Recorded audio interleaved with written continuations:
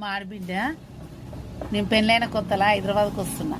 అంటే మా ఇంటికి అత్తగారింటికి వస్తున్నా, అమ్మగారింటికి అన్న నుంచి. అయితే సిద్దిపేట కలిసి సకినాలు, మురుకులు, అప్పలు ఏమేమి పెట్టిందో కానీ గింత సంచి ఇచ్చింది నాకు, గింత సంచి. ఇక నేను అవి చూసి ఏం మురిసిపోయాను అనుకున్నా. అబ్బా మా ఆడబిడ్డ నాకే ఇచ్చినట్టుంది అనుకున్నా.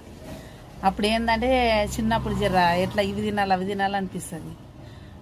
ఏందక్క ఈ సంచి ఏం చేయాలంటే తీసుకుపోయి మీ యారాలకి ఇయ్యే కడుపుతోనుందిగా అన్నది. ఇక నేను అనుకున్నా మా యారాలకే గిన్నె చేసుకొచ్చి సంచిలు ఇచ్చింది. ఇక నేను కడుపుతోనుండే ఎన్ని తీసుకొస్తుందో ఏమో అని ఇక నువ్వు కడుపుతోనైతుండే పెద్ద గంపెత్తుకొత్తా అన్నది. ఇక ఆ మాటలు పట్టుకొని నేను కడుపుతోనుండి ఇక గంపదేదు నా గుంపదేదు. ఇక నెలవాయ 2 నెలవాయ 9 నెలల బిడ్డ పుట్టే, కొడుకు పుట్టే, 2 పిల్లలు పుట్టిరి. వాళ్ళు పెద్దగా పెళ్ళిలా. ఇక నాకు తెల్లింటికెళ్ళి కూడా వచ్చినాయి.